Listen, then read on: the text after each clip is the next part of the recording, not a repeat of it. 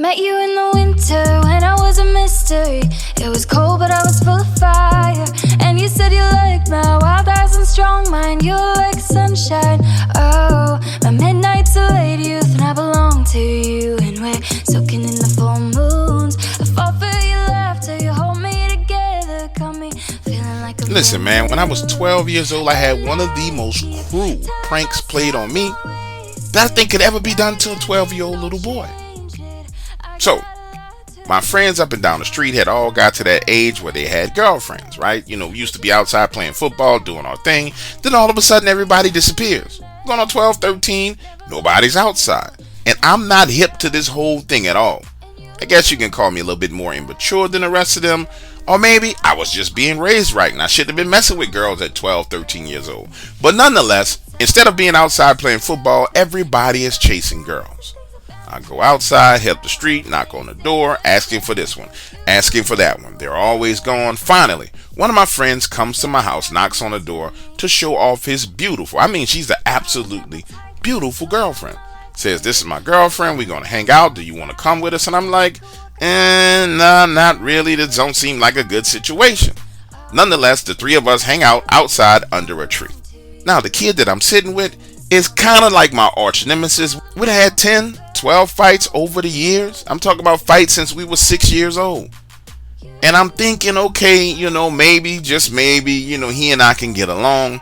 And he tells me, look, you don't have no girlfriend. I'm going to set you up with this girl around the corner, right?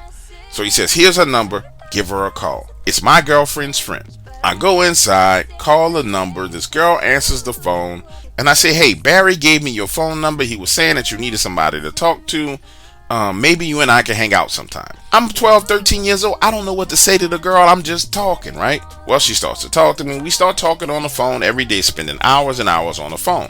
But this girl is supposed to live right around the corner, right? So I tell her, I say, hey, I'm going to come around the corner and see you and hang out. And she's always like, no, I'm not home. No, I got somewhere to go. No, I got something to do. And it gets kind of weird to me because it's like, yo, live around the corner. How come I can't come see you?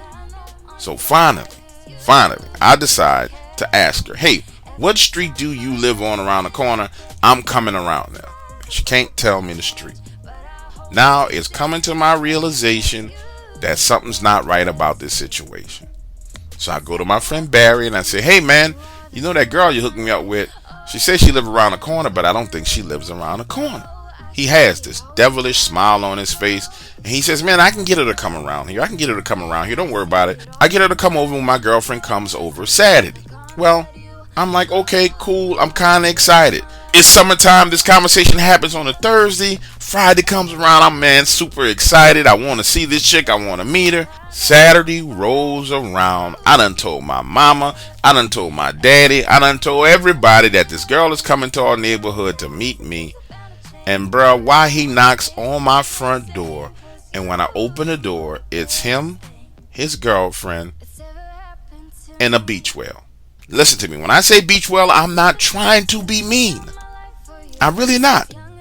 But this girl was way older than what she portrayed herself to be, which was bad enough. But on top of that, she had to weigh almost 300 pounds.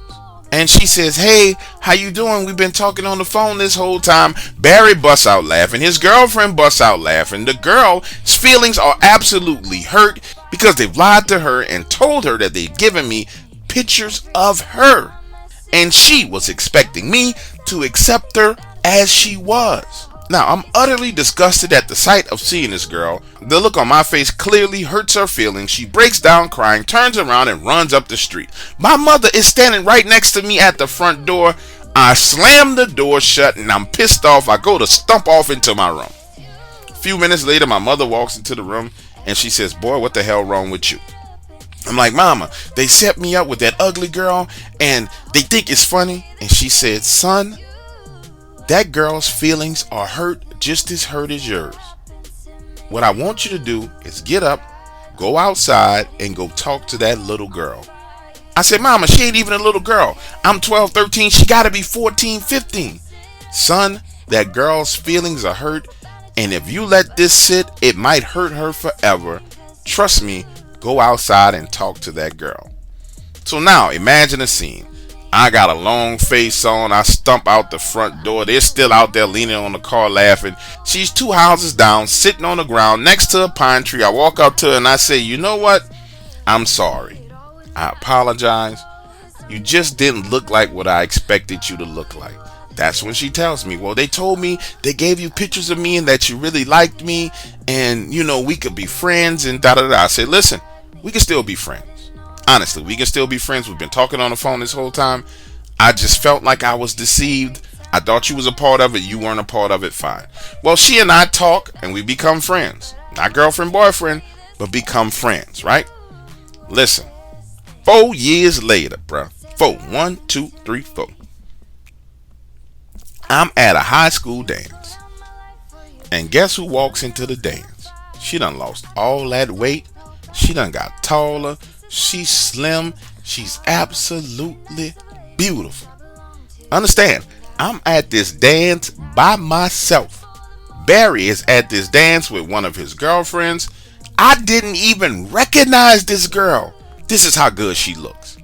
She walks up to me in front of him and kisses me on the cheek and asks me to dance. When I tell you she was the most attractive girl in this, hands down, most attractive girl in this dance. So we're out there on the dance floor. Keith Sweat is playing Make It Last Forever and Ever. Don't let our love in.